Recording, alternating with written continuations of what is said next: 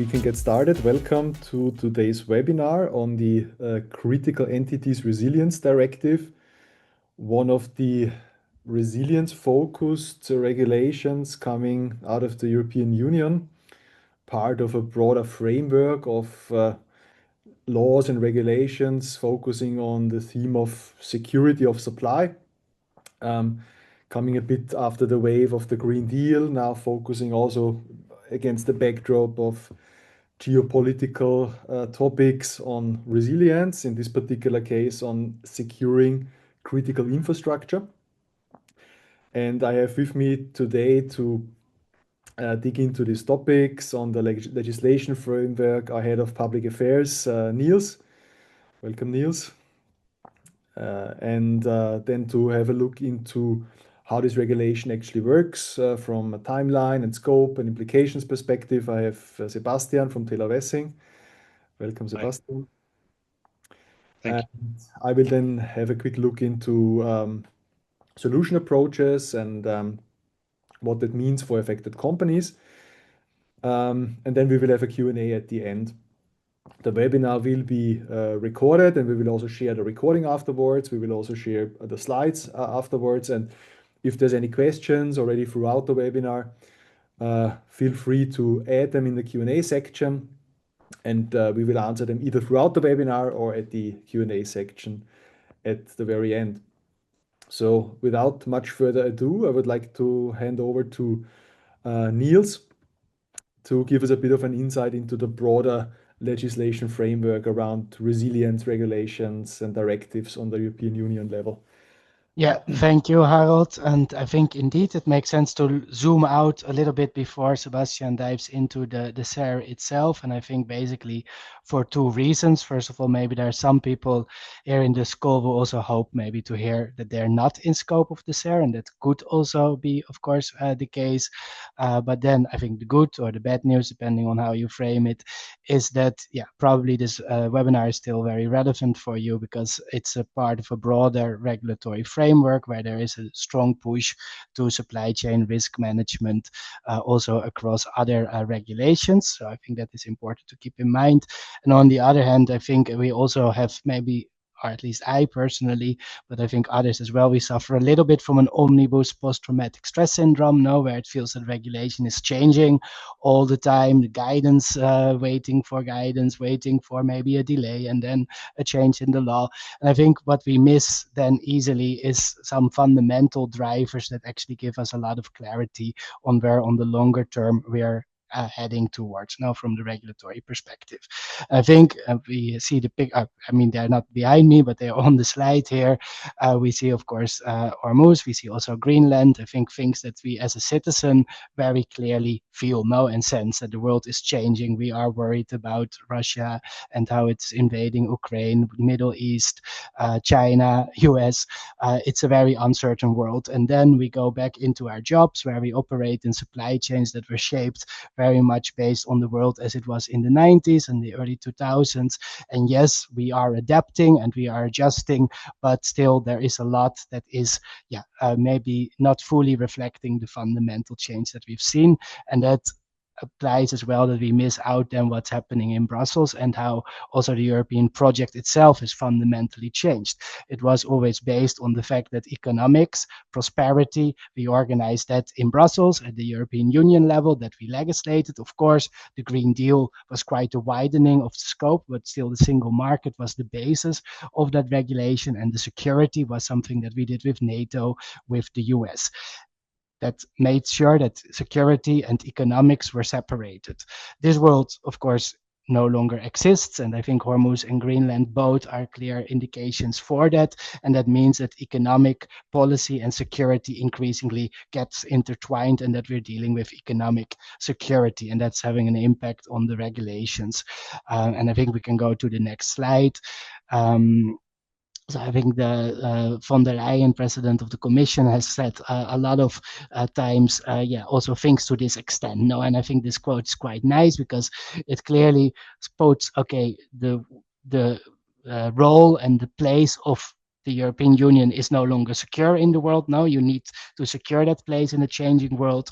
And there, what is decisive is not necessarily the size of your GDP. It's also not the size of your army. No, it's actually which nodes of the supply chain do you control. So supply chains come center space, take the center place in the economic security doctrine. I think we can go one more slide. Yeah. And then you can also understand that this discussion, which we had in the last years, where we were worried as well in the sustainability side, is regulation too expensive? Are we making supply chain management too expensive with CSDDD, with CSRD?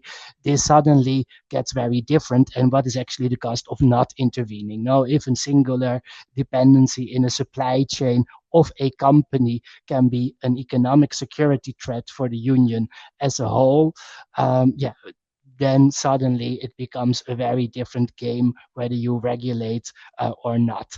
And that is, I think, reflected in the regulatory framework. We can go to that now in the next slide. Oh, yeah, no, I think maybe, sorry, there's one more slide before. So yeah, we moved basically from this initial sustainability or supply chain regulations were very much about regulating the impact that supply chains have on the environment, so reducing the negative impact and of course improving or increasing the positive impact. That was the first period. Then we did have a little bit of a blowback, like did we maybe go too far in regulation, simplification, the ESG omnibus, but now we're very clearly in this new paradigm where basically governments are increasingly convinced that supply chains are too important to be left to business alone. No, so the government is trying to, in all kinds of ways, get some kind of seat in the supply chain control tower. I think that is reflected in the big regulatory framework, which we see on the next slide. So there is probably, it's quite impressive, that's probably around 15 regulations that push to transparency in supply chain, monitoring, stress testing, etc. I cannot go into all the details now, I won't go, but maybe philosophically, there are different ways in which this framework hits you in a company. No? So there are those which are clear-cut requirements where as an entity or as a company, you do need to do a risk assessment. So if you produce, for instance, electric motors or heat pumps or critical technologies as defined in the Critical Raw Materials Act, then you need to make an assessment of where are my dependencies, run a stress test and do that. That is not something that you need to report on, but you have the requirement to do it. No? And this is getting increasingly stringent over time. And then you have the Critical Entities Resilience Directive, which Sebastian will go in, but where you have to do also a risk assessment, goes further than supply chain alone, but it has a clear supply chain component. That is one way. The other fact is that in a lot of regulations, also governments has gotten obligations to map and monitor supply chain. So that is the Internal Market Emergency Act, also the CRMA, the European Defence Industry Programme, the CHIPS Act 1.0 and 2.0. They all require governments to understand the supply chain, EU member states together with the European Commission. Of course, they can use public information, but at some point they need information from companies. So there are information requests.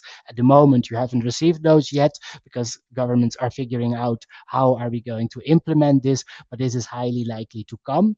It's true, many of these requests will be voluntary. There will be ways of refusing, but then what we've learned from the permanent magnets, from the semiconductor, in the end, these were very much government-driven supply chain disruptions, where also part of the solution was working with governments. Now, so the Commission and member states lobbied with MOFCOM to fast track certain licenses for export controls, for instance.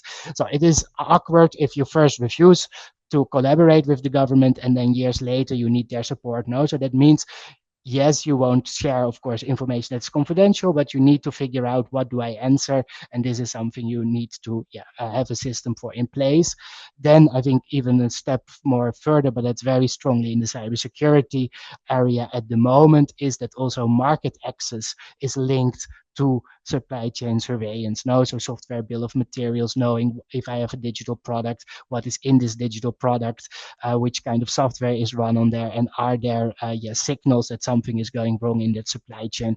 If you don't have that, then at some point you will not be able to market those products. No, that is getting one step up. And then the last step is where we see now, it's the latest trend, is also using government's buying power, its power as a subsidy giver, to actually drive towards resilience and risk management in supply chain. So the Net Zero Industry Act is the first example where future tenders for wind farms or solar farms as of this year are also likely to have certain resilience criteria, that you cannot source all the wind turbines from China, that also certain key components need to come not from China or other countries where there are dependencies now. Then the discussion now is evolving as well into the local content, where it's even about European preference potentially with other countries as well recognized. But really, the idea to be able to get public money, you need to have an visibility in your supply chain. So I think that sets a little bit the scene that, the CER is now the first that is coming into action, where letters will this summer go out, but it is much more linked to others. So if you're not in scope of the CER, it is still relevant. And on the other hand, as well, if you do think about the CER, it makes sense to also think about where the synergies are with the compliance strategy for the other pieces of regulation. And with that, I think I would hand over to you, Sebastian, to share more insight on the CER itself. Thank you, Niels, for that overview. So, as you were mentioning, our today's focus is the CER Directive and the national implementation legislation on that. And when we take a look at the law, we can see that the background is to implement a legal framework for the physical protection of critical infrastructure. So the idea was, or the thinking behind the legislation was, that companies probably are not protected enough against certain incidents, hazards from terrorist attacks, from natural disasters, technical failures, human errors, whatsoever, called incidents in the legislation, and that companies should be better prepared. In order to be better prepared, the legislation introduces certain obligations, meaning that companies have to implement technical and organizational security measures, so that in case of a disruption, they are better prepared, so that they're still able to provide their critical services, because the law basically just addresses critical entities, so companies offering critical services to the people, so that in case of an incident, they are better prepared. The law comes with sanctions. So if you are not able to comply with those obligations mentioned there, you have to pay fines of up to €1 million. And we have a personal liability of the management, meaning that if you are violating your obligation to implement an organizational compliance system to comply with the CER Directive, then the company could sue their management and take recourse of the resulting damages. Of course, we have several national authorities that are responsible for the proper implementation. In Germany, that's the Federal Office for Civil Protection, together with other federal and state authorities. When we take a look at the timeline of the directive and the national implementation legislation, we can see that it started in December 2022 with the CER Directive entering into force, with a little bit less than 2 years timeline for the member states to transpose this directive into national laws. There were just a few countries that did this in the within the deadline. Germany, for example, also was too late. They transposed the directive into national law in March 2026. And then there are even other member states that haven't done that so far. So we have 7 member states that have not transposed this into national law.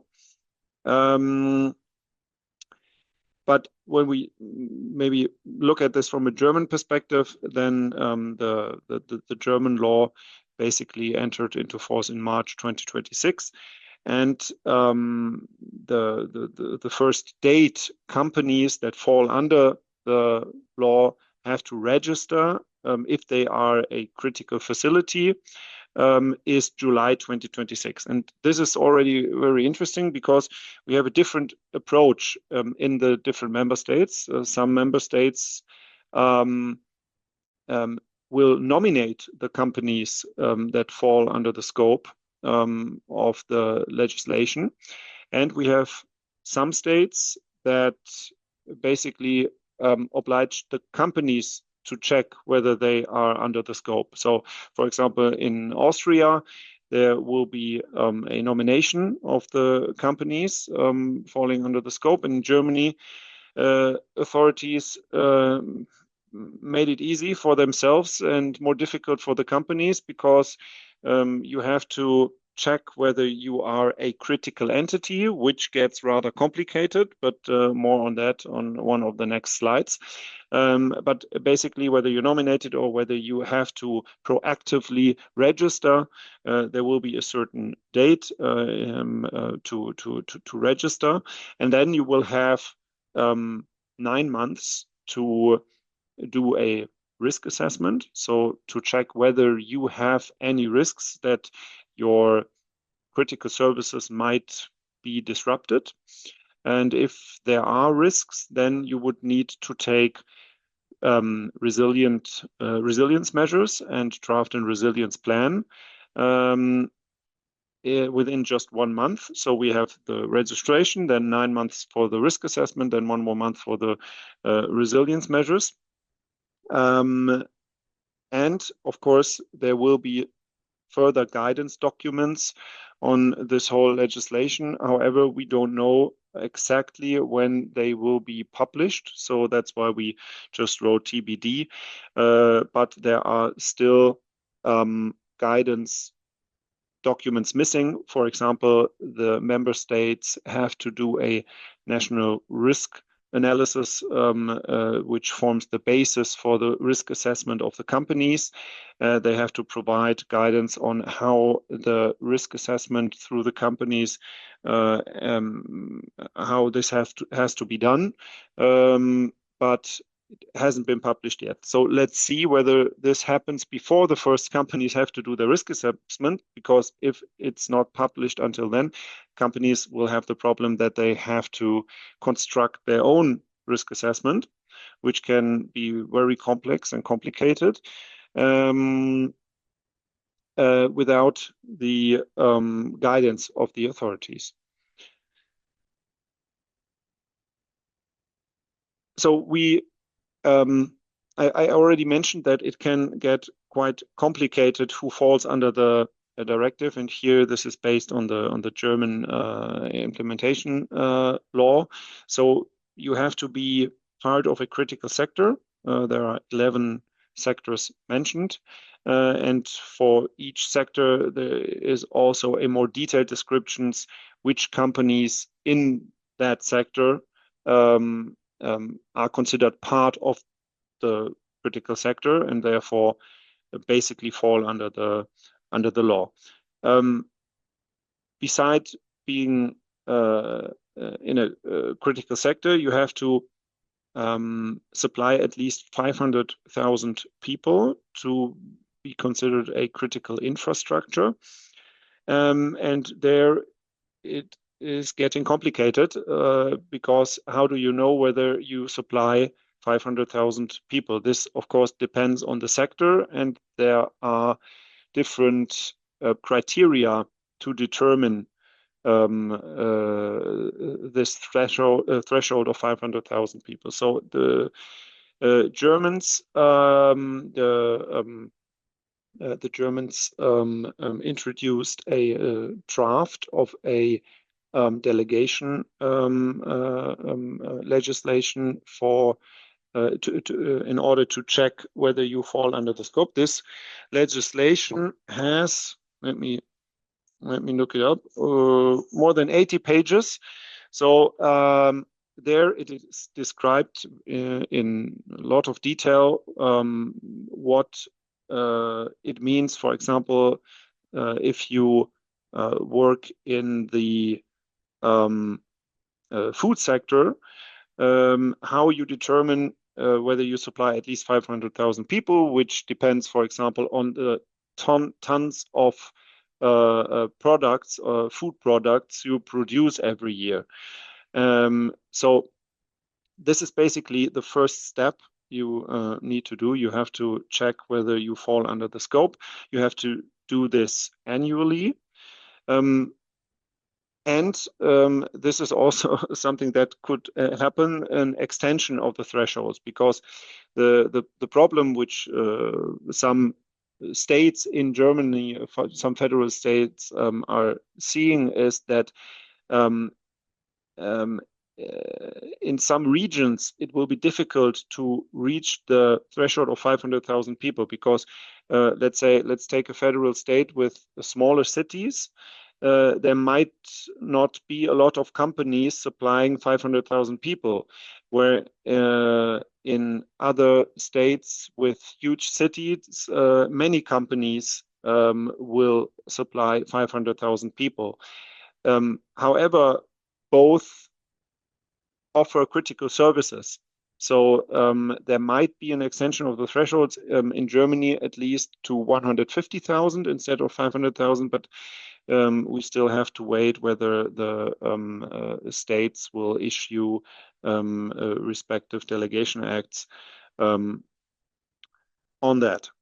And there might be other problems like the corporate structure. So how do you basically summarize the 500,000? Is it for each country, or if you have a critical infrastructure, a facility, let's say at the border, and it supplies 200,000 people in France and 200,000 people in Germany, would you combine those?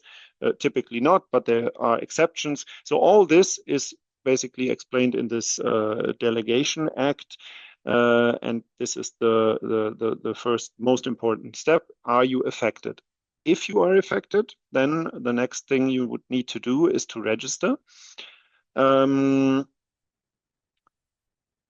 we can go to the next slide for that. Right, you have to register. There will be an information portal online at the authorities where you can register.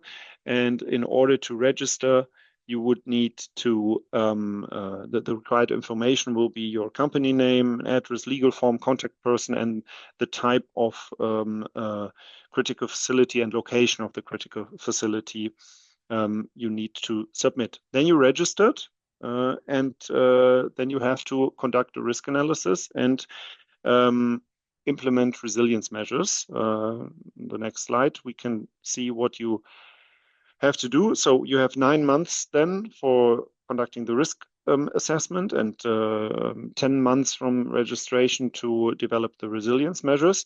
And this is where it is getting even more complicated, because so far templates from federal state ministries are still missing, because they will be published, but they haven't been published so far. So right now there is no real guidance on how to do this assessment. And what you would need to do is to basically translate the risks mentioned in the law into a set of data points that needs to be looked at in detail. This could be quite complex then. And then as a next step, if you identify certain risks, so risks meaning that your essential services could be disrupted, then you would need to take adequate measures. Adequate measures, again, could be a whole bunch of different measures, meaning access control to facilities, security of your plant, technical and structural measures, trainings of your workforce, a risk management system, alternative supply chains. Again, how to do this in practice. So far, there is no clear guidance, so companies will have to come up with an idea how to do that, and probably they will need support on that. You can see there's one interesting wording, alternative supply chains, and we can take a look at this more closely now. So the main focus of the CER Directive is not the supply chain. It's the physical protection of your premises, of your critical infrastructure. However, in Article 13, it is written that you have to identify alternative supply chains in order to quickly recover from an incident. Incident, as mentioned before, could be whatever. But if there is a disruption, you should, in order to recover from that disruption, identify alternative supply chains, which of course means it makes sense, or you should do that, do multiple sourcing in order not to rely on just one supplier, and in case of a disruption of the supply chain, you don't have any alternative. And in order to switch suppliers, you need termination rights, because otherwise you will be bound to a certain supplier. So it makes sense in case of violations, at least of the contract, to have a termination right and to include this very clearly into the agreement. Of course, it could go beyond that. Because as we already heard, there is other legislation that affects the supply chain even more directly, like the Critical Raw Materials Act that says you have to do a stress test in your supply chain, like NIS 2, which says that you have to introduce certain measures on cybersecurity towards your suppliers, EUDR, German Supply Chain Act, European Supply Chain Act, whatsoever. So there are a lot of arguments to take care of a resilient supply chain and reflect that in your contract drafting. And we will take a closer look on this topic of resilient supply chains on the next slides. Thank you, Sebastian, for giving us this overview. And let's now dive a bit deeper into how affected companies can actually meet these requirements and what approaches they can take. So as we've learned now from Sebastian, member states will identify and nominate critical entities in those sectors. In Germany, it's a bit more turned around in the sense that companies actually have to actively register as a critical entity. But after that, then there's 9 months to conduct a risk assessment. And here, the regulation or the directive actually lays out some risk factors. Specifically, these are man-made and natural risk factors. Man-made being geopolitical conflicts, terror attacks, the hybrid warfare, also cyber, which is of course covered by NIS 2 as well. And on the natural side, it's the extreme weather, natural disasters, climate risks that are in scope. And these risks must be assessed on the level of the own operations, but as we heard earlier, also within the supply base. Again, with the goal of ensuring the provision of services as the critical entity and critical infrastructure. So from the perspective of a power plant, for instance, an energy utility, well, which of, let's say, these risk factors can affect the own operations of the power plant or the maintenance of the power plant directly, but also which of these risk factors materializing in the upstream supply chain can disrupt the provision of power from this power plant by, for instance, disrupting the flow of energy or other goods that are required for the upkeep and maintenance of the power plant.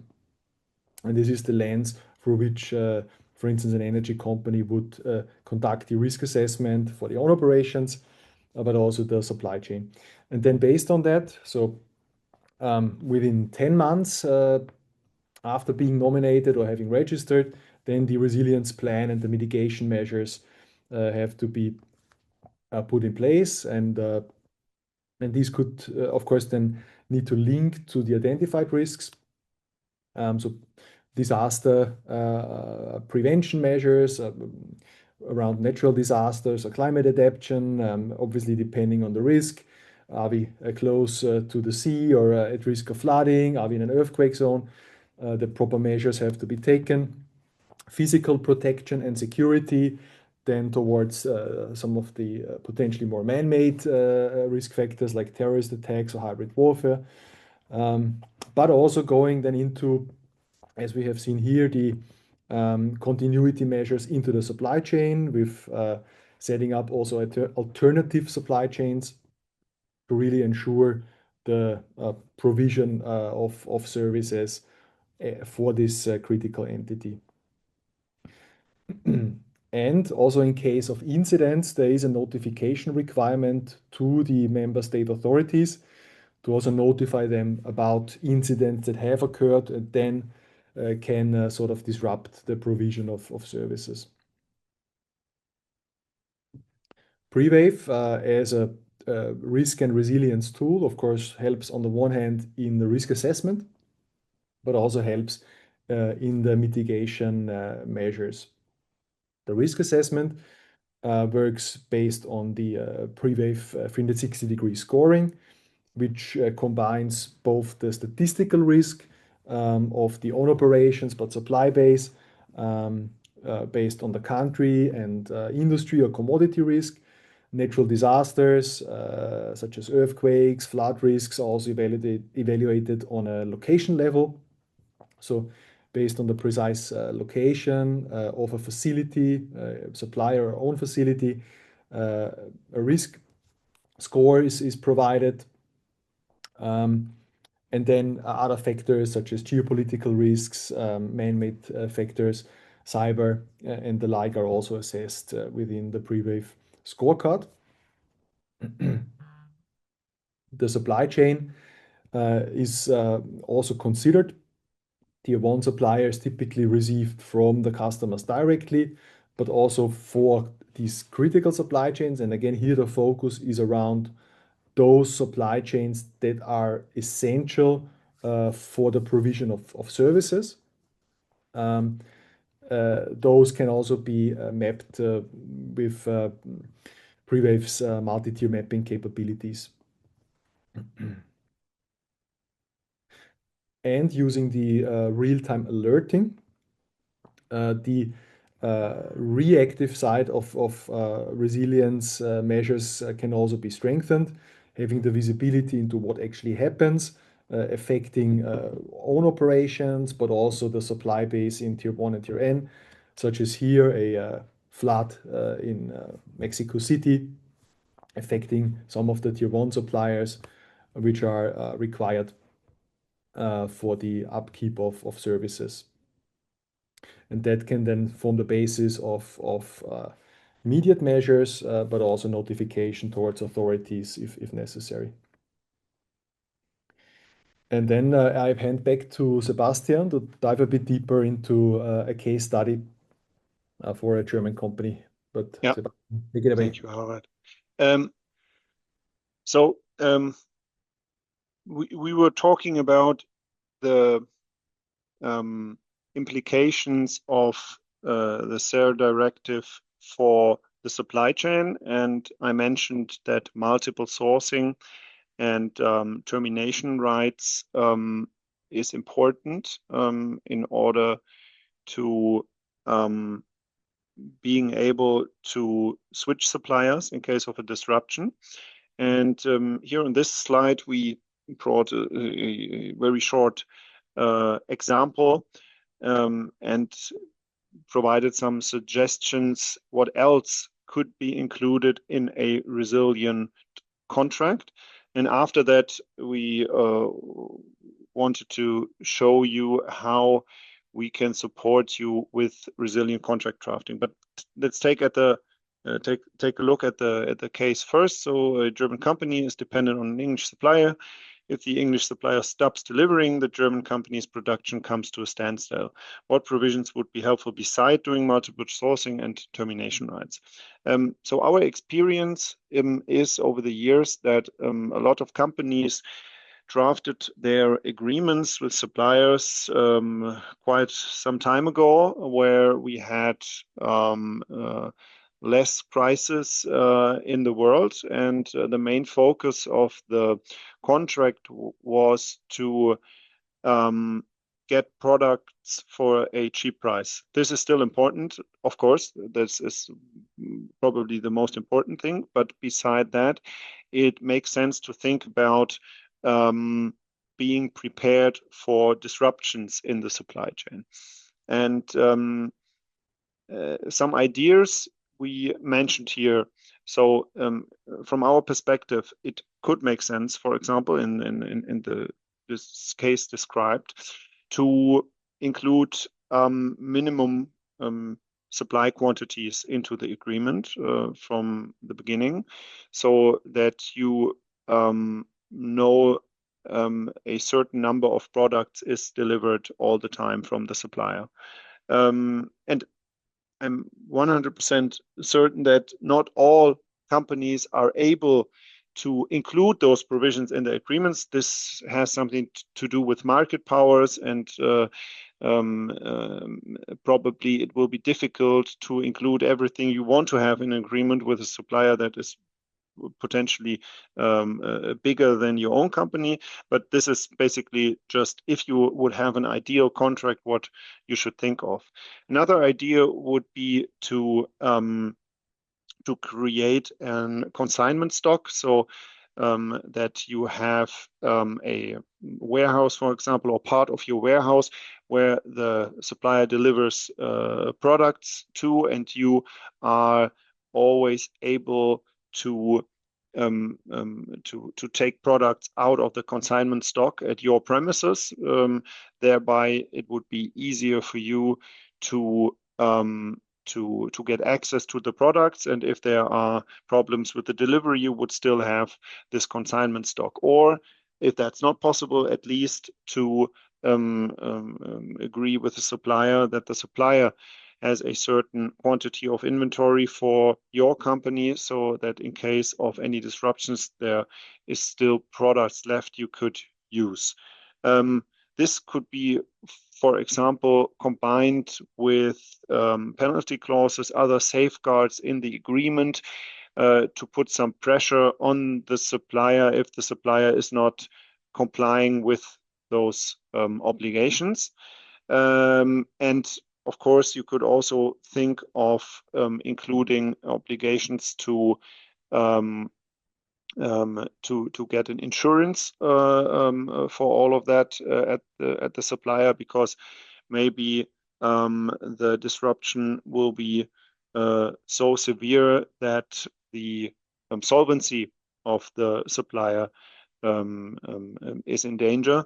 So this means that it would make sense to include an insurance clause, so that there is an insurance that covers such disruptions, and that the supplier is showing you, okay, I'm paying regular premiums for such an insurance.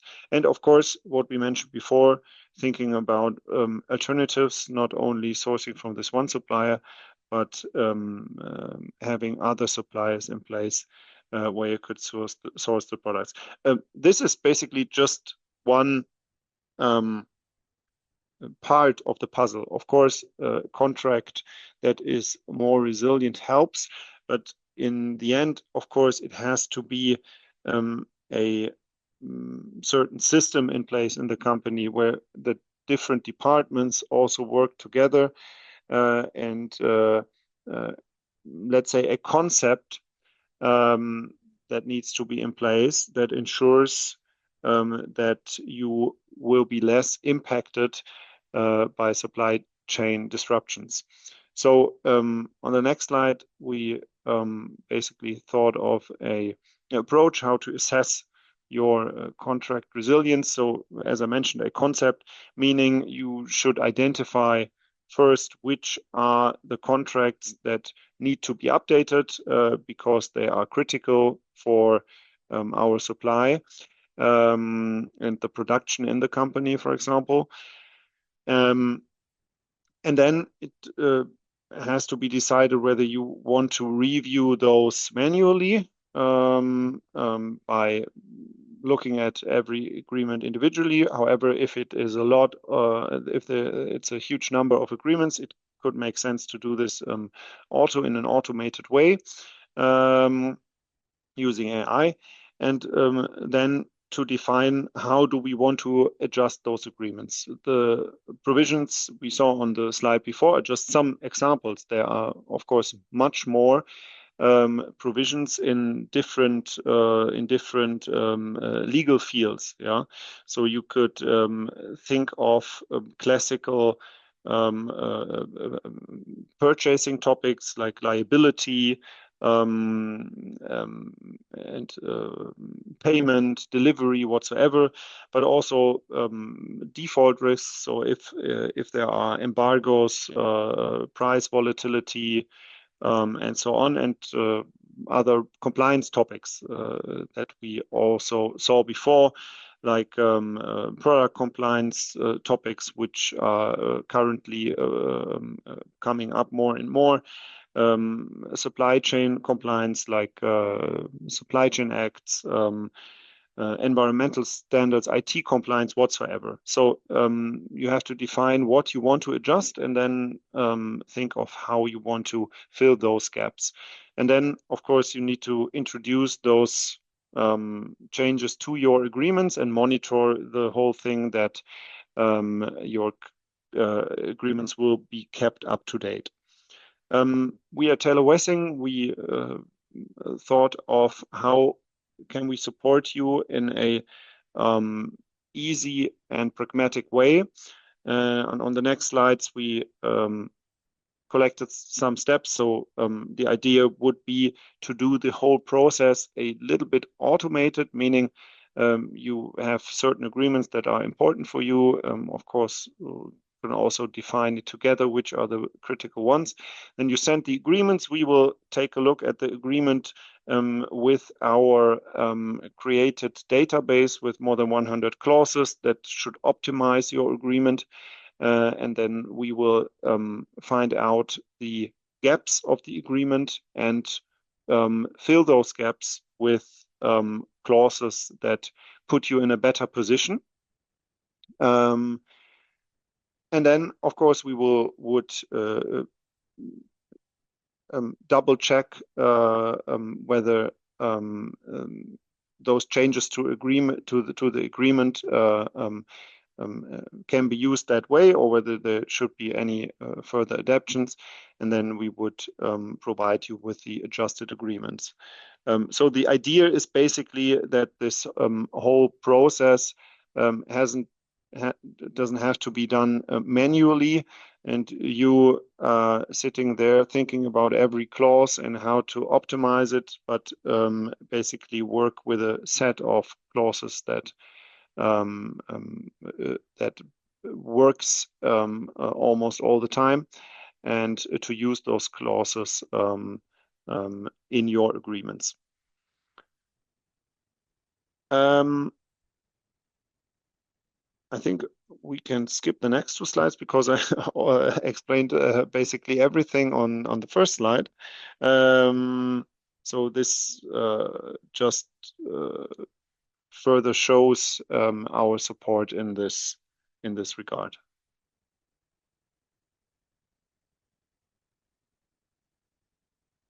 This one we can skip as well. Yeah. You can skip this. This basically just says, okay, we could take a look just at your agreements, which is what I just explained, or as I mentioned before, we could also make a project out of it because, as I said, it makes sense to have everyone on board. Your procurement department, for example, it might make sense to train the people how to use new contract templates so that they are actually used in practice, and that this whole thing is not only a theoretical task, but basically to introduce this properly in all the relevant departments of your company.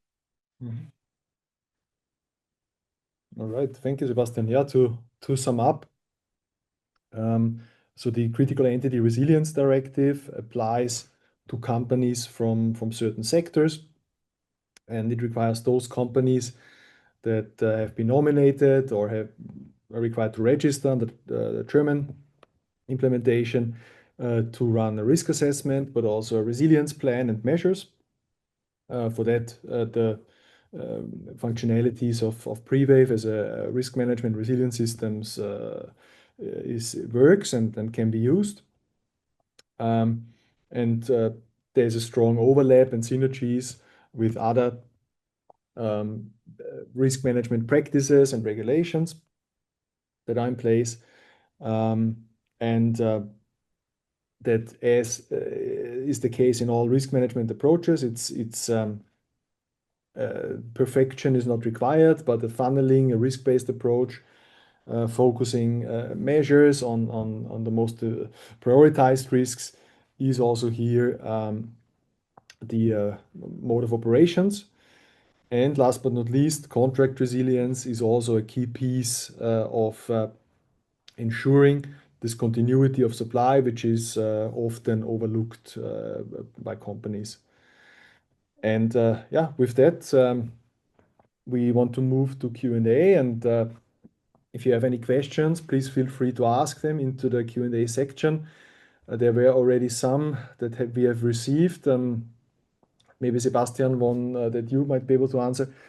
Are the listed sectors specified in more detail in any way? So based on this example, a company in the food sector, any food production, would it be covered? Or is it also then based on the scale of operations of this? Yeah, Yeah. it's based on the scale, and I mean it's basically good and bad altogether, because I mean it's rather complicated when you look at this Delegation Act in Germany, who falls under the scope. But the good thing is that if you go through this act, and if you take a closer look, then it becomes clear. I saw, I think on one website, I don't know if this really works, that there were some like an online mask where you are asked certain questions about the scale and what you're producing, and then it shows you an indication whether you fall under the act. Maybe that's a starting point.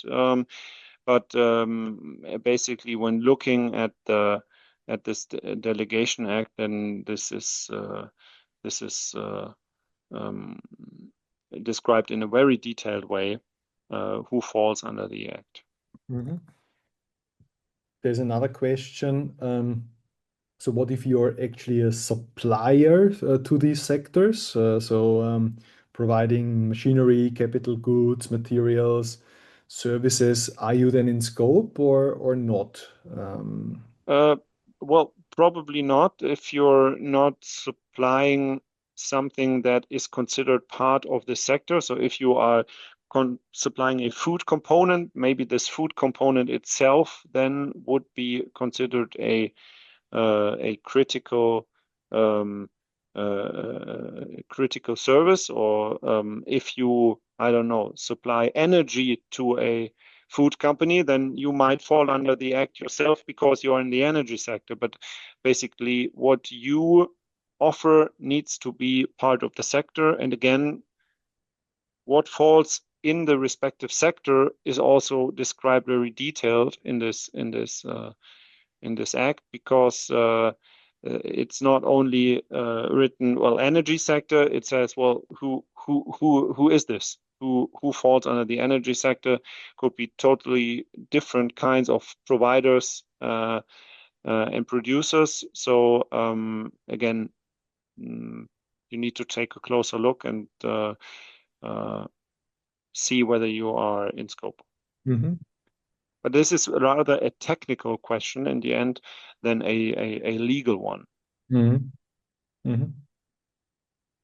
And you might, as such a supplier, be soon again faced with some requirements from your customer that would definitely be in scope, or that could potentially be in Yes, scope. if the customer is of the opinion that you are critical for the customer, then probably the customer will introduce some new obligations and provisions in your agreements.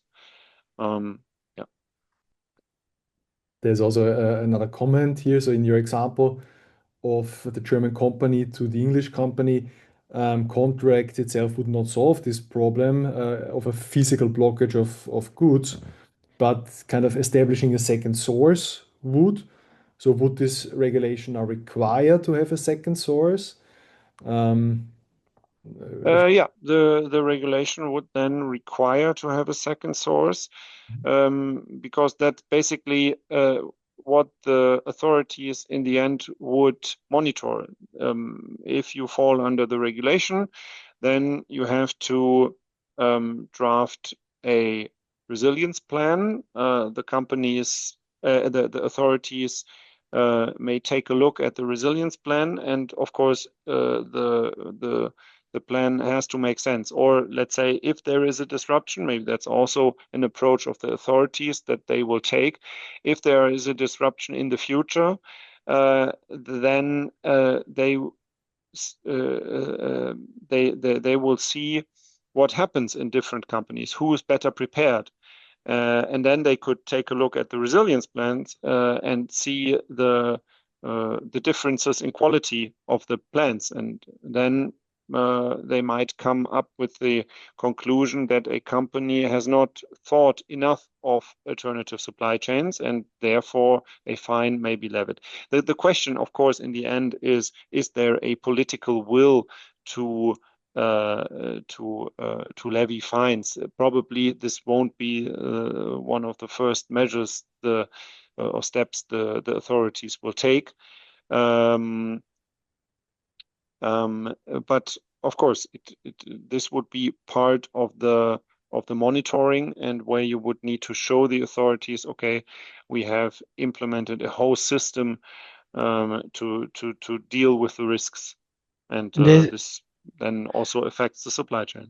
And I think this is also where this broader framework comes in. No? So for instance, if you see, we have the CHIPS Act. Last week we had the CHIPS Act 2.0, which is to replace the previous one. And then one of the articles is actually mentioning the critical entities. And that is from this idea to generate demand for alternative supply chains. No? So it is highly likely that, yeah, it may be in the CER, and maybe you don't get the fine under the CER, but that they try to use different legal frameworks to give a push to really mobilize sufficient demand for European produced chips, or maybe South Korean chips if we're worried about Taiwan. No, I think we can see how that looks like, but yeah, you can definitely expect in the semiconductor or in the raw material, probably not immediately, but that they are thinking of, okay, we have instruments for aggregated demand.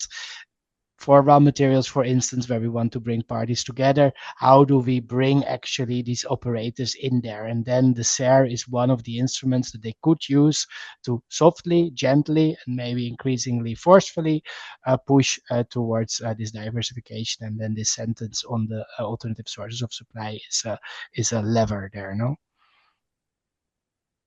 Makes a lot of sense. And I mean, this also addresses a bit the remaining open question, right? Is government shifting the obligation to take care of its citizens to the companies? Well, I think this is exactly what you just mentioned, Niels, right? It's the idea of setting certain incentives for companies. But yeah, Sebastian, maybe you also want to answer because I see you've already started typing an answer. So maybe you also want to address this. Yeah, you're right. I did, and then I thought that's maybe better to discuss at the end. Yeah, I mean, right. I mean, I understand where the question is coming from because sometimes you get the feeling the state is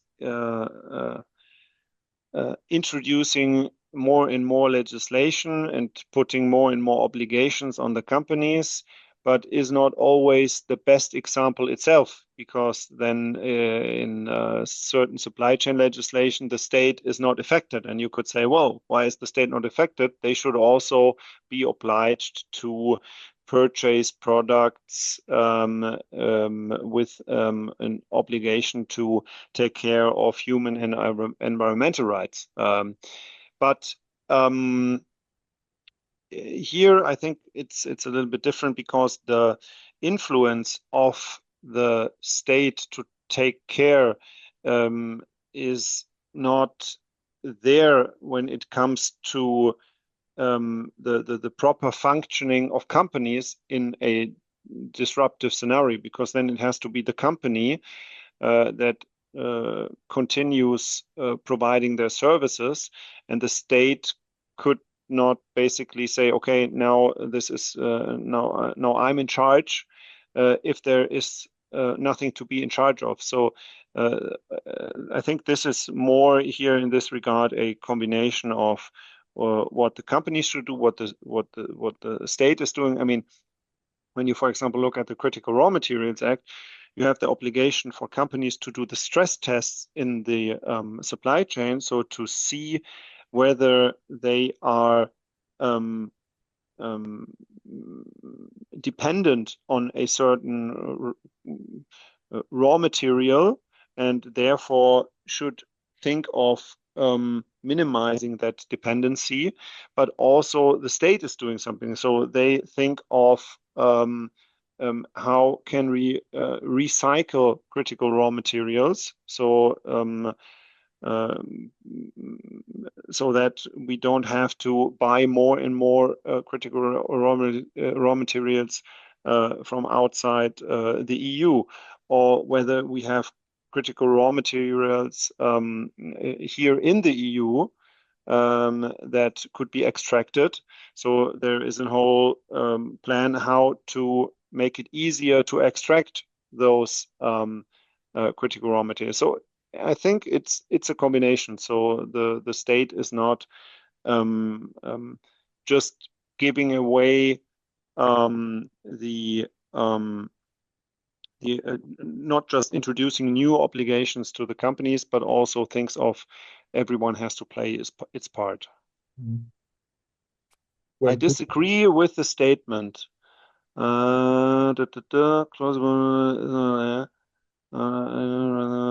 Okay. Well, everyone has a different opinion, and I just provided my opinion. That's all good. No, I think thanks, Sebastian, for sharing your opinion and also answering the questions and giving the great input today, and also Niels for setting the scene in the beginning. Thank you so much. And looking at the time, it's 6 o'clock sharp, so I think a good time to also end today's webinar. So with that, yeah, I want to thank all of you for participating. And yeah, thank you, Niels, Sebastian, and see you next time.